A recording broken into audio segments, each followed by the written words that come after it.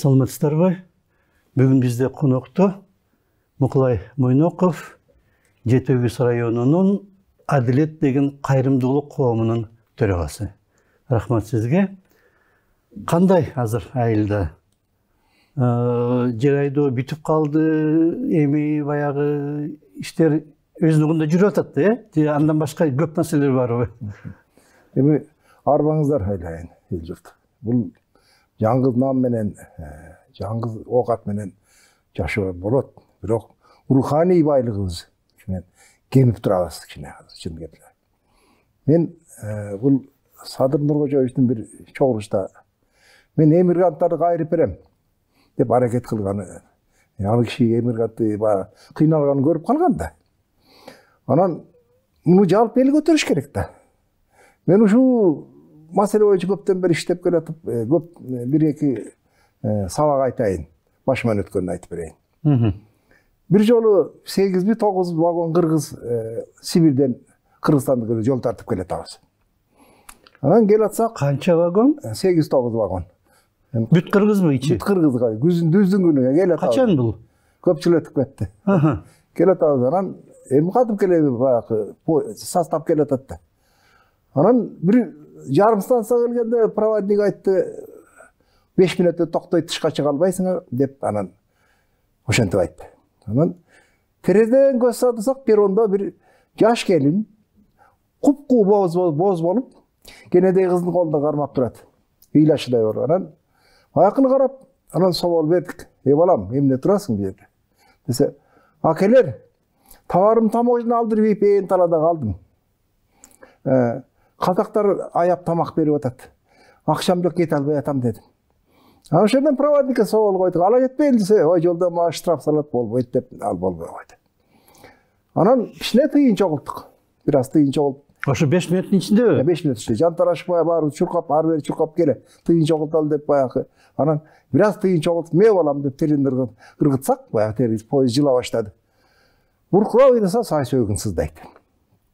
Анан ошону менен баягы 8-9 вагон Чыңгыз Айдыбаттай шарактап батыш түгөдө кеттик. Тиги кыз баласы менен ээн тала Эрмечөлдө калып калды. Эми ушуга ой туудурулат. Ошол кенедей кыздан Курманжа датка, каныке эне ошого инсандар чыгып калса кандай болот? Дүйнөгө кыргыздар ал муздактан бери кетип жүргөн. Барган, көп тарап жүргөн. Алтайда калган, дүйнө башка жерлерде, Башкирияда калган, көп жерлерде калган да. Эми ошолор бияка дегдеп келгиси келет. Кыргызстанга келгиси келет. Анан Алтайдан дагы мен ошо алтайлыктар көп таарынды бага. Эмне үчүн бизди алып кетпейсиңер? Ошол жактан биякабы? Эмнеге алып кетпейсиңер деп. Эми алар бага 9-жылында алардын далили боюнча 9-жылында Манас болгон киши алып Манаш дейт. Ошол элди бир бөлүгүн сактап алып кеткен деп айтышат алар. Анан биз эмне үчүн алып калганбыз дейт. Анан эмне үчүн бизди алып кеткен эмессиңер? Ачуу таттууну чогуу көрбөйт белек деп баягы көп таарынча айтышчу. Анан туура алардыкы. Мен өзүбүздү күнөөлдөй эсептеп, эмне үчүн ошолорду биз кайра боорубузга тарта албайбыз? Макул көчүп келбесин. Мейли ошо кандай бир бизге улуттук жылуулук керек. Бизге улуттук сыймык керек. Азыр руханий жактан байышыбыз керек. Анан ошондо дүйнөдөн кыргыздар келсе, баягы муну жалп эл көтөрүш керек. Жаңгыз эле өкмөт көтөрө албайт. Муну тиги элдин боору керек да буга. Баарыбыздын эле балдарыбыз кетип атат. Тигиндеги азыркы убакта тиги кетип атат. Мына менин эжем Техаска барса 80 бала таксист экен дейт. Анан ой балдар биякта эмне жүрөсүңөр? Десе дейт, баары Мичиган, Техас университетин бүткөн чыган балдар экен. Анан аякка барганда биз орун жок болуп атпайбы эже деп айтат дейт. Бияктан такси айдап кичине такси айдап кичине жаныбызды багып атабыз деп атат. Анан университетти бүткөн балдар таксист болуп атабы? Таксист болуп Америкада. Америкада калып тур. Анан эжем күйөр эле, ай эмне эле бияктыгы мындай өдүлүү болуп жакшы болот десе, элдин гүлү кетип калган турбайбы деп айтат. Эми ал гүлдөгө кыйын балдар да. Жөн бала барып ошо Техастан окуй албайт да. Ал күчтүү балдар да. Анан эми ошолорду кайра жакындатышы керек. Президентти колдошубуз керек биз. Ал үчүн биз өзүбүз улуттук идеологияны ишке ашырып, өзүбүздүн жылуулугубузду алып келишибиз керек. Улуттук намысыбызды алып келишибиз керек. Тарбиябызды жакшы бериш керек. Жакшы калыс элде балдар кетпейт. Кетсе де кайра келет калыс элге. Мына Ошол улуттук идеология мына Манаста сүрөттөлүп турат, ошону бир жакшы талдайлычы. Кыргыздын байы Бактыгул жакын тууган мына бул. Казактан Үшүн карыя, Алчын менен Абагы, Атуулдан калганы. Кыргыздардан бай жигит, Кыпчактардан таз жигит. Нойгуттардын Акбалта, Ногойлордун Эрештек. Түрктүн улудан мына Төмөнбайдын Абдылда. Мына ушул 11 сабырда 10 киши катышып атат. Анан булар динине бөлүнгөн жери жок. Bir айылда. Улутуна бөлүнгөн жери жок. Байгедейине бөлүнгөн жери жок. Ушундай калыс социалдык абалда экен да. Миңдеген жыл сакталып келиптирбиз да. Анан ошондой калыс эл. Мына калыс эл. Ошол миңдеген жыл сакталып келгенбиз. Азыр дүйнөдөгү 7 байыркы элдин бирине кирип турабыз. Азыр окуучулардын далили боюнча. Анан жөн жеринен келген эмес да. Ушундай калыстыкты кармап, эл ичинде түздүктү кармап, тазалыкты кармап турабыз. Мына мен ушу башыман өткөн айтайын, ушу сууга талкан чалбишчибиз жокчулукта. Бирок ошондогу элдин боорукерлиги, ынтымагы азыр кадимкидей эңсейм. Азыр заман жакшы. Баарыбыз жакшы жашап атабыз. Курсагыбыз ток, кийим бүтүн баардыгы аракет болуп атат. Чоңдор аракет кылып багып атат бизди. Өзүбүз иштеп атабыз, багып атабыз. Анан бул баягы жылуулук жок. Баягы ынтымак жок, кандай боштук болуп атат кичине. Анан ар кайсы таасирлерге, жаман таасирлерге киргендер көбөйүп кетти. Анан бул ошонун баарын жоюп, анан жанкындай улуттук жылуулук тап келсек, ынтымак тап келсек, калыстык тап келсек, анан балдар алыска кеткен балдар дегдеп келет да. Бул өтө маселе оор болуп кетти. Мына азыр мына кетти эпада мисалы, азыр да кетип атат. Баргандан кийин бир аздан ошо балдар ошо жерге өсөт. Ошо тилди, ошо элге кирет. Анан өзүн көз өтүп кетет, өмүр өтүп кетет баягы. Миңдеген жыл ошондой кыргыздар бар да дүйнөдө. Ошонун тукумундарынан тың балдар келгиси келет экен. Мен көп кезиктим ушундайга. Биз да барсак болот деп. Анан келгенде кандайдыр бизге мамлекеттик жол менен келгенде турист болуп келет дагы эл менен кезикпейт. Балки мындай эл кезгенсе бир Африкке кезип калса эмне болот? Андай да болушукту анда. Алтайлык Каташ Васька ой мен Бишкекке барсам тоноп кетип айлам кетирди деп ошо көп таттан челемак Алтайлык. Ким деген? Каташ Васька деген бир Алтайлык бар эле. Каташ Васька. Анан өкө айла жок, анан учукпайбы шыркый. Анан эмне кылабыз анан? Биз чынында кыргызбыз. Ушунча боорукер эл болгонбуз, аябай март эл болгонбуз. Баягы келген конокко акыркы кой союзуп берчүбүз. Мен да көрүп калдым. Жөө бараткан кишиге атыбызды берер элек, мен минип кет, жумушуң бүтүрүп ал деп тааныбаган адамдарга сыйлап турар элек. Анан алыстан жүгүнүп, саламдашып, тааныбаган келиндер жүгүнүп баягы жаштар салам берип, иймерип, эмне кылып берели деп, малын айдашып коюп, бирдемесин көтөрүшүп коюп, ушундай жакшы элек да. Анан кийинки убакта кандайдыр тоңдук келип атат, муздактык келип атат мына. Биз ушу мен бала кезимде майылда ушу бир тамшып атса, бир кирпич куюп атса, өтүп бараткан киши кийимин чечип, жардам берчү. Жарым саат баткактан шыбашып, кирпичин ташышып, же болбосо устунун коюшуп, анан кечирип кой, мен жумушум бар эле деп, анан кечирим сурап алып кетчү. Болчу. Азыр эки бир тууган бири-бирине карабай мындай өтүп атканын көрөсүз, таң калып, ай бул эмне болуп атат? Бул эмнеликке барып атат? Жакшы нерсенин баары эл ичинен башташ керек да. Анан ошо эл ичинен жылуулук алып келели деген үмүт менен азыр мына аракет кылып, мурунда бир эки жолу айттым, ошо идеологияны көптөгөн жетекчилер менен, анан эл менен, миңдеген эл менен кеңешип, ошону жетегизден пилот сынак өткөзүп, мына азыр баарына жеткизип атам. Эми ошолорду эстей кетейин, мен ошо бир кылым карыткан, ушунчалык керемет карларды көрдүм, атайын издеп барып. Мына Акын Саякбаев деген биринчи нарком совхоз кыргызстандык бар эле. Шамырканов Эмил деген Кытайдан бир айтылуу Боробай хандын чөбөрөсү бар эле. Ушунчалык акылдуу киши эле. Анан Манастан бир кара сөз менен Манас айткан Алмаек деген карыны көрдүм. Ушу Казакстандан. Ушинтип куюлуп айтса, таң атчып укчу элек отуруп алып аякын. Бу эмне деген керемет айры. Муну кара сөз менен баягы Манас айтчу эле. Анан 107-ге 100-ге чыкканга көп карларды атайын сурап, ай ата, мурун кандай жашачу элек? Азыр кандай болуп атат десек, ай балам дейт, ал мурунку жашообуз жакшы болчу дейт, калыстык болчу дейт. Баягы байда сөөгү менен болчу дейт, акыны менен. Би дагы тиги сөөгү менен болчу дейт. Азыр эми кандай болуп атат бул? Тиги Kul jıyılıp baş bolboyt, kum jıyılıp taş bolboyt деген kırgыздын sözü var. Ilgerten anан kээ biri чын эле байда bir kızık. Bakı söөгүндө жок. Анан бии дагы башкаргандар эле түз деп кантип айтабыз. Тантып тескери сүйлөгөндөр бийлер көрүп атпайбызбы?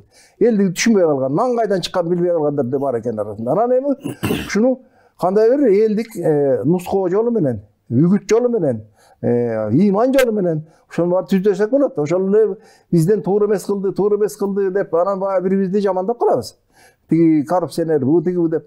Алын өзүбүз элге курал бербесек, идеология бербесек, анан бири-бирин жейт да. Ал белгилиш да.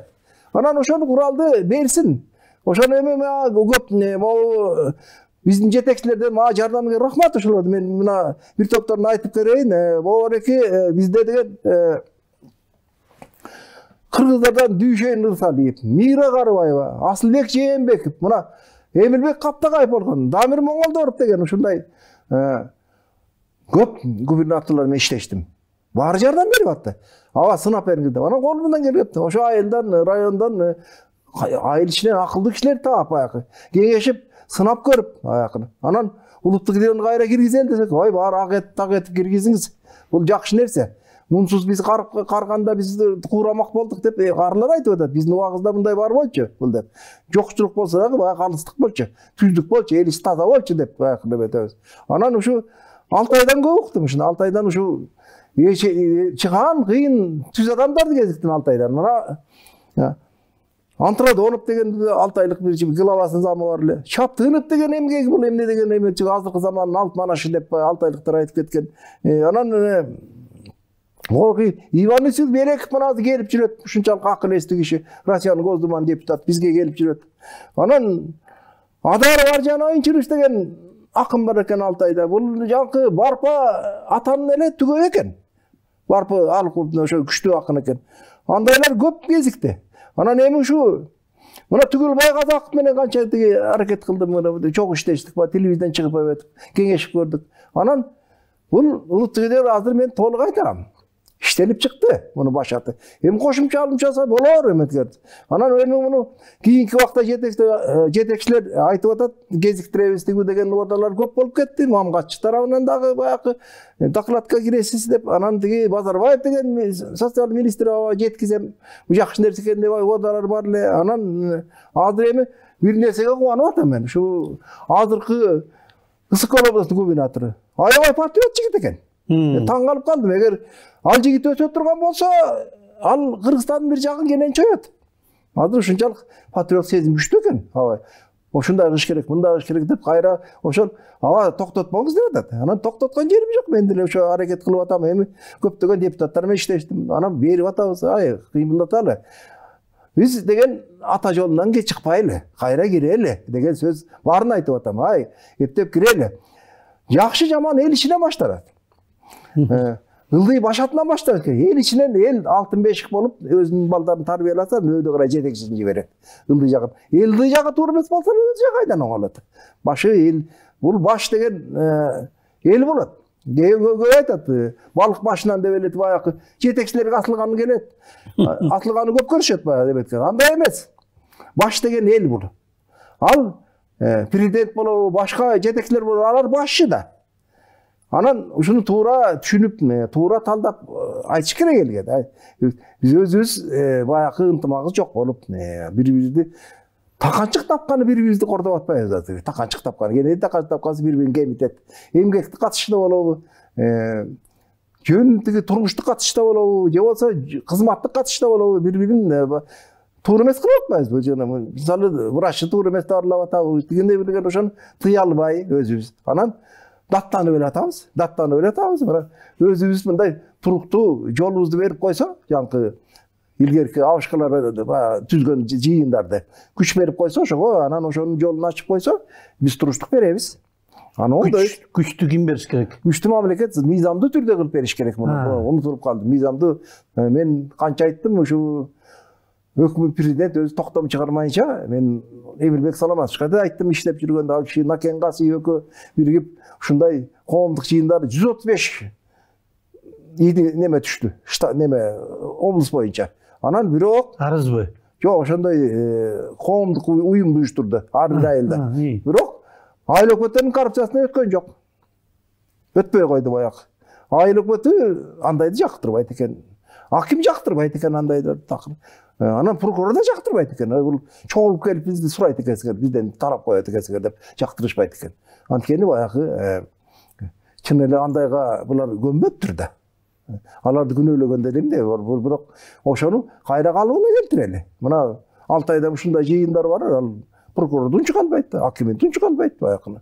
Эмне үчүн унчу калбайт? Ал бириги алганда күчкө кирип калат экен дел. Аны элди жей албай калат экен алар. Баягы.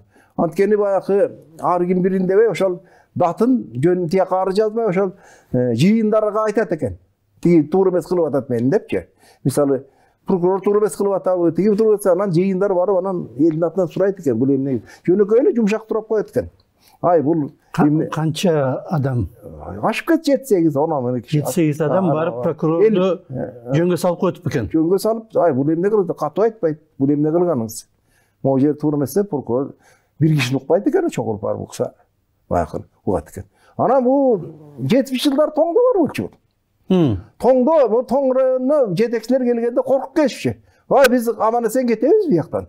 Эл ынтымактуу деп. Анан баягы дөңгө өтөккө ашкылап отурганда сүрдүү болор эле аябай. Сүрдүү отургандан барып отуруп, ай тигиле минткиле деп баягы чогулуп барып, баягы жетекчи болобу, арасында арак ичкени болобу, зөөкүрү болобу, ошолорду барып оңдоп турар эле. Айылда да ошондой бар болчу. 60-жылдарда бүт Кыргызстанда дээрлик бар эле бул. Анан миңдеген жыл ушуна түзөлүп келип, таптаза келип, иманды сактап, бүт баары сактап келип, акыркы 100 жылдын ичинде эле тиги азыр өдүлдүй болуп атпайбызбы? Эмне үчүн жөлүп кетти? Эми бул мен иликтеген боюнча мен атайын чоң саясатчы болсом дагы 32-жылдан баштап баягы улуттун мен чыган азаматтарын талкалашкан экен. Кулак кылып айдап, анан репрессия кылып бүт баарын мен мыкты дегендер бар талкап таштаган экен. Анан бутулдап калган экенбиз ошондон. Мен өсө турган Төрөкул Айтматов деп атпайбы, ошондой адамдарды чыгандар талкалап таштаган экен. Анан элдин гүлүн алып талкалаган экен да, жоготкон экен. Анан эми азыр башаламан, чындап келгенде башаламан эми аракеттери болуп атат. Бирок башаламан жерлерде мына баягы уулуктан байыгандар, анан баягы коррупцияга малынгандар, ошолор коомдук күч болуп алыптыр. Коомдук күч болуп ошолор азыр таасирди ошолор кылып калыптыр мына бул жерге. Анан түз адамдар, айылдарда түз адамдар бириндеп калыптыр. Баягы бириндеп бириккен күч жок, бириктирген күч жок. Анан баягы уурусу биригип алган, бушакчысы биригип алган, кошомачысы биригип алган, баягы бар. Күчкө айланып кетти. Ушунча. Анан бизди өстүрбөгөн ошол экен да. Анан ошолорду баягы элдин эле оң потенциалын чогултуп, оң жагын эле баягы аракет кылып көрдүк, баягы коомдук жыйын кылып, ошолорго каршы койсок дегене. Анан оңдойчудай баарына акырын. Ошон менен өсө турган жолубуз чыкты. Кудай буйрса, Манаста бар экен, Тарыкта бар экен. Эми ошону эки бакыр бир мокот миңдеген кишилер тарттык, акылдуу кишилер тарттык. Канча сынактарды өткөздүк, жүздөгөн сынактарды өткөздүк. Жер айдоо болобу, усталык болобу, курулуш болобу, соода болобу, кызмат болобу, ошону баарын сынап көрдүк. Баягы сынап, ушунчек болот экен деп баягы бир кишини киши укпайт, дагы айтам. Анан чогулуп барып ортого калса, бейбаш угат. Уялат. Уяткарып коюш керек экен да, мындай чогулуп барып. Ал катуу деле айтып кереги жок экен. Чогулуп барып эле бул эмне кылганыңыз деп койсо эле, ошол эле бир топ адам сездирет экен. Бул уят деген чоң күч нерсе турбайбы? Мисалы мен башыман өткөн айтып берейин сизге, ошо таң калып ушу бир алкаш көчөгө жатып алат. Анан күндө эле жатып алат баягы жерге, көчөгө эле мына бир алкаш. Анан бир күнү жаныма тегиштарын бейиштип албай жүрүчү момуш килеп уяткарып көрөлү. Ошо алкаштан эмне чыгаар экен дедик. Анан баягы турат. Анан бардык. Анан ай бул сиз күндө эле көчөгө жатып аласыз. Бул эмкиде айтып коюңуз, үйдөн бир жаздык болсо эски жаздык алып келип башыңызга жаздап коелу. Ушундай жатканга деп баягы уяткарып койдук. Ошондой алкаш оңолуп кетти. Жоголго баягы жолобой калды жерге. Эми ичип жүрсө керек баягы көнгөндө. Көрүнбөйт. Көрүнбөйт. Бирок көрсө ошондой экен. Каерде болду бул окуя? Кайсы айылда? Кызыл Сууда. Баягы жетегиде Кызыл Сууда. Анан эми бул эле жыйында түзсө оңой эле экен. Бирок булар баягы көз карандысы кылыш керек экен. Bularga bayağı Жанагыдай аксакалдардын уюму. Кызыграныс кылып, анан өзүнчө бир баягы отура турган жай берип, анан кичине агентство түзөбү же мамлекет колдоп кичине кагаз урушка берип койсо, анан болду. Ал ошону менен баарын иштетип, баягы чогулуп келип, жумасына бир болобу, эки болобу, анан баягы төрагаларын алмаштырып, коррупцияга малынып кетпесин. Бизде бир жетекчи болсо эле коррупцияга кирет. Азыр ошондой болуп калбады. Анан шектүү да коррупцияга. Анан алмашып тургула айндар. Бу жумада сен жетекчи бол, тиги бunda сен жетекчи бол, анан түздөп туралы деп балдарга айтып атам ошону. Анан жетекчи болуп алса, анан коррупцияга үлгүрбөй калат. Мына эми айта турган сөз, айла жок күлүп атабыз мына. Биз эми тиги көп айтып атат, бир 20 жылдан жоголуп кетебиз. Анан тиги жоголуп кетебиз деп угуп калабыз. Анан эми жоголбойбуз го, Кудай буйрса. Бизде акыл эси бар адамбыз, Кудай буйрса. Кайра ордубузга келебиз. Мына азыр эми жанкы сен мусулмансың, сен тиги теңирчисиң деп кармашып аткандар канча. Бул Манастан бөлгөн жери жок. Кыргыз бөлчү эмес экен да, ушунчалык калыс эл экен да. Ошонун баарын тиги Алмабет деле калмакта. Алмабет деле калмакта. Кутуй Мажик деле Манас чору калмакта. Калмак деп бөлүшкөн кайсы жерде журт Манастын бөлүп. Бөлүнгөн жери жок. Жок да. Такыр таппайсыз. Анан бизде тиги эптеп тиги өз жүрүп алып бири-бирин бөлүп эмне кыласың анайдан? Азыр бөлүшүп тизме түзүп атышпайбы? Тигил калмак, бул тигинде тигил таза кыргыз эмес, тигинин аты тайкеси бирдеме болгон деген калмактарды өзгөчө бөлүшөт. Чогулуштарга келип калам, анан килеген окумуш сөйлөйлөр ошентип айтып атпайбы? Тиги калмак жатыр анан тиги бу деп. Ай, аны керек эмне? Бир андан көрө жалпы эл деш керек да. Жалпы эл десек анан эл ушу мейли кыргыз эл деп коелу. Эми үчүн орусту бөлүшүбүз керек, сен орусту эл туура эмессиң. Эми үчүн тиги Тунганды тиги сен тунган эмессиң деп тиги кыргыз эмессиң деп бөлүшүбүз керек. Андан көрө ошол жакындашып аралашкан жакшы да. Бир элбиз да. Журулуш. Миңдеген кыргыз ошол калыс үчүн миңдеген жыл ошол катарына элди алып келген. Боорлорун тартып келген. Кол үзгөн эмес. Азыр эми Кудай буйрса, эми буга бир чыгаан жакшы бир азамат болсо, мен ушу Маманов болобу, мейли Аскар Салымбек болобу, же башкалар болобу, ошолор ушундай нерсени алып уюштурса, улуттук рухий борборду. Анан өкмөткө, президентке жардам болот да. Жалпы жарандык элди тартыш керек да, ар бир элден тартыш керек да. Анан мисалы Башкирияда мундуздар бар. Мундуз бар. Анан мен угушумага мундуз бар, анан мундуз келсе бияка, тың баласы бир келсе, кайсы тууганын тааныйт. Ошону жакындатып койсо, анан келсе, ошо улуттук достук коому болобу, кандайдыр башка формада болобу, анан ой, туугандарың бул айылда мундуздар турат десе, кыргыз тозуп алат. Рухий баягы байланыш күчтүү кыргыздардык. Ошо мен Алтайда 1000 жылкы дөөлөстөр, өзүм дөөлөс урустамын. Алтайдагы дөөлөстөр 1000 жыл мурунку дөөлөстөр. Анан кучакташчы. Агабыз деп. Эле боор тартат экен да бур. Ал мен канча кылым өткөн эди. Анан жүрүңүз деп берели кашым бербей, таба албай, сиз туугансыз. Сиз бияка бата бересиз, жүрө бериңиз деп баягы ушунчалык жакшы сөздөрдү айтышат. Кубанып каласың. Анан кантип жүрөт? Анан алтайлыктар бизге келип атпайбы азыр? Келип атат. Мына Иван Исулишберек деген Россияны Госдуманын депутаты, мына бизге бат-бат келип. Анан Раматык Акеш деген биздин окумуштуу агабыз бар эле, каза болуп ошо көп келчи, аябай учурашып. Анан баягы тойлорубузга келип, сүйлөшүп кадимкидей. Таза эле кыргызча сүйлөп атпайбы? Жакынакай сүйлөгөнө келип. Анан кол үзгүсү жок дегелер. Анан кенедей Алтайлыктын бир 70-80 миң Алтайлык бар экен, ошолорду кандай бир тиги боорубузга тартып жакындатып баягы. Биздин балдарды ошол жака барып үйлөнтүп, жайлантып, баягы аракетибиз бар болчу мына ошо. Ушундайды уюштурса эмне болмок эле? Муну ушу ошол жакта ошол тиги Алтай Республикасынын главалары да буга макул болгон. Мен ошо сүйлөшүп, катарышкандар менен сүйлөшкөндө ушунчалык макул болушкан. Медведевке чейин Россиянын Госдумасы, Кокошкин анын деген тиги Россиянын Госдума депутаттары макул болгон. Кыргыздарды жакындаталы бияка деп. Анан биз ошо даяр болбой калдык. 2008-жыл башталып бул даяр болбой калдык биз. Бул күчтүү нерсе да. Ал катышып койсок, аралашса, арас бир 70-80 бала азыр окуп атат. Мен доктордун аркасы менен, таластык балдардын аркасы менен. Анан көбүрөөк окутсак эмне болот? Көбүрөөк ошака айлашып жашасак эмне болот? Аралашсын да, барсын да.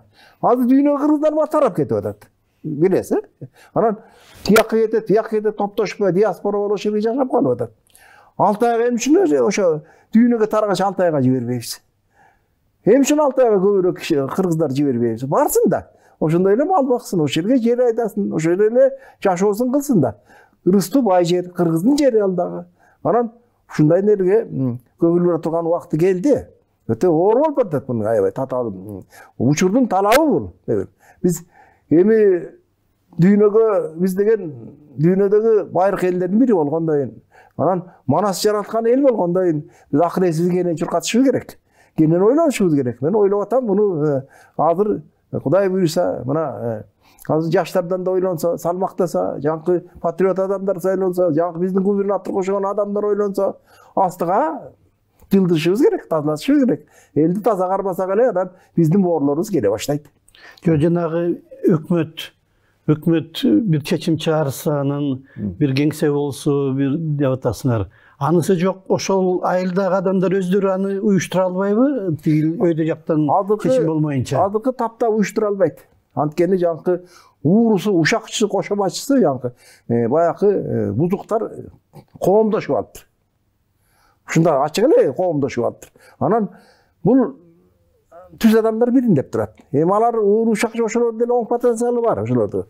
Бул уюм кылып кармабаса, баягы кайра орношуш кыйын болуп калды. Жакшы нерсе бюрократия болуп кетпейби? Бюрократия эми бул түз адамдар, мен атайын иликтеп көрдүм, bir 100 kişiden bir 4 kişi taptakır gözü kararsa түз адамдар болот экен. 4 kişi болот экен. Ошолордун бирөө элинсени оңдоп кетет. Бирөө элинсени калганын оңдойт. Ошондой эл билет ал адамдарды түз сүйлөп, эч кимге көз каранды эмес, баягы калптыгып айтпаган, өзүн түз кармаган, жанын баккан адамдар бар, түз адамдар. Ошолор тарса эле болот, эл билет. Бай, элдин макулдугу менен мындай жыйындар түзсөк, анан сөзсүз президенттин указы керек экен буга. Анткени баягы жобосун мыйзамдуу кылып, баягы кош бийлик болуп кетпеш үчүн жобосун бекитип койсо, баягы бөлүп, момдай кыласыңар деп, функцияңар ушул деп аткарып койсо, анан иштей берет алар. Ал аксакал сотуна окшотуп эле түзүп койсо муну, анан бири-бирин толуктайт. Бири-бирин түздөйт. Анан болду. Анан оорчулук көргөн жерим жок. Биз түзүп көрдүк муну. Рас, биз баягы көп жыйынтык бердик го. Көп немеге жыйынтык бердик. Биздики бир 3-4 мүнөт калыпты. Жана тоңду айтып кеттиңер. Кандай тоң районда күчтүү болчу деп атасыз. Жанагы коомдук пикир бейимди, коомдук уюмдар кандай болуп пайда болгон алар? Ал бул миңдеген жыл ушул жол келген экен. Анан тоңдо кыргыз айыл да, кыргыз эл. Анан буларды кичине көбүрөөк сакталып калган экен. Бизде башка эл, улуттар кирип жете көз районуна мисалчы. Анан сакталып калган экен. Ошо 70 жылдан кийин жоюлуп калды. 75 жылдарга чейин барып анан ошондон жоюла баштады. Эмне үчүн жоюлуп кетти? Ошону менен баягы жоюлуп кетти. Партия жетиштүү дегендей болуппу? Жоюлуп кетти. Кандай таасирлер, эмне таасирлер болуп кетти? Кандай бир улуттук идеологияны басам деген күчтөр келип калды, бирден түшүнбөйм. Жакшы мен деле өтө бирок жоюлуп кетти. Анан азыр тоңго атайын баргам, бир жолу ошол губернатордун тапшырмасы менен барып, 2 жолу чогулуп көрсөм, баягы жок. Жоголуп кетти. Анан тоңдо баягы бурун ушу прокурор, соттор, райкомдо тоңдон коркуп турчу. Эл элтимактуу коррупция деп, коррупция талкалайт бизди деп. Азыр коркпой калыптыр. Жана ачык эле айда коркпой калды. Эл деле бир кызык болуп калыптыр баягы. Анан ошону ар бир жолубузга түшүбүз керек. Мен ойлоп атам, эми баягы эки бакыр бир мукур болуп, карапайым эл ошо кыз жетегибизден сынап көрдүк, жеткиздик, санап бүт жол жобосын иштеп чыктык, китептерин чыгардык, бүт баарын эттик. Эми бизди бир эле суранганым Садыр Нуркожоевич кабыл алса, ошо кишиге жеткизип алсак баягы оюбузду өзүмдүн тарапкерлерим менен кошо. Анан ал киши эми ал киши да билимдүү киши да. Көптү көрдү да. Көптү көрүп калды. Садыр Нуркожоев көптү көрүп калды. Эмиграттыгы чет өлкөгө да жүрүп калды бул киши. Көптү көрүп калды. Аны түшүнөт. Мен ойлойм түшүнөт деп бул киши. Анан оңолуш үчүн биз айылда 15 күндө жыйынтык бере баштадык. 15 күндө. 15 күндө айылдын көп жагын оңдоп таштадык. Баягы чогулуп иштеп, анан сен арак ичесиң, сен тигесиң десе, эл чочуйт экен. Чочупа чогулуп. Андан ары Токтоп калдыбы? Анан эми каражат бөлүнбөсө, помещение берилбесе, айлыкка секирип катса баягы, силер жаман экенсиңер, бага тийишет экенсиңер деп. Анан айлык өттөр, ачкын айлык өттөр бар да кантөрөт. Кантип жок болсун. Баягы туура эмес жүрүш туруштагы айлык. Аларга жакпабы, жакпайт эмне кылабыз анан. Анан алар деле күнөөлөгөндө тиги баягы. Анан депутаттарга жакпай атса, силер бизден тиги талап кылат экенсиңер деп. Анан ошол менен токтотуп калдык. Азыр эми баягы жыйынтыктар, илимий жыйынтыктар чыкты, мамлекеттик жыйынтыктар чыккан, бүт бар. Анан эми прессага, мына сиздерге келип атабыз. Эркинто, Кыргыз туусу, жакы Фабула деген гезиттерге кенен байма материалдар чыккан. Анан университеттин окумуштар жыйынтыктары бар, бүт баары бар. Эми азыр биздин куралыбыз даяр, Кудай буйрса куяры даяр. Аманчылык болсо, ушуну өкмөттүн биринчи кишилерине берсек, өкмөт биринчилерге берсек, анан ойлоп атам, далилдедик, бат эле жылабыз, бат эле тазаланабыз. Баягы элди бөлбөйбүз. Түп-түз ынтымак менен кармап, анан чет өлкөдөгү, анан биздин балдар ошондо кайра, ай, биз аталарыбыз калыс болуп калган турбайбы? Түз болуп калган турбайбы? Жылуу болуп калган турбайбы? Улуттук жол келген турбайбы? Анан кайра келе баштайт. Ал адам тамак үчүн келбейт.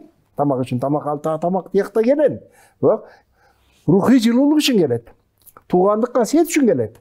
Жакшы маанайлуу адамдарга келет. Ошо жакшы маанайлуу адамдарды түзүп алсак, жаңы адамды калыптандыралы, элди түздөйлү, тазалайлы деген аракетибиз куйурса болот. Кудай буйрса аракет. Биздин убактыбыз да бүтүп калды. Рахмат сизге. Элдик демилге муну колдосо, балким жакшы эмеге, жакшы нерсеге өсүп чыгат.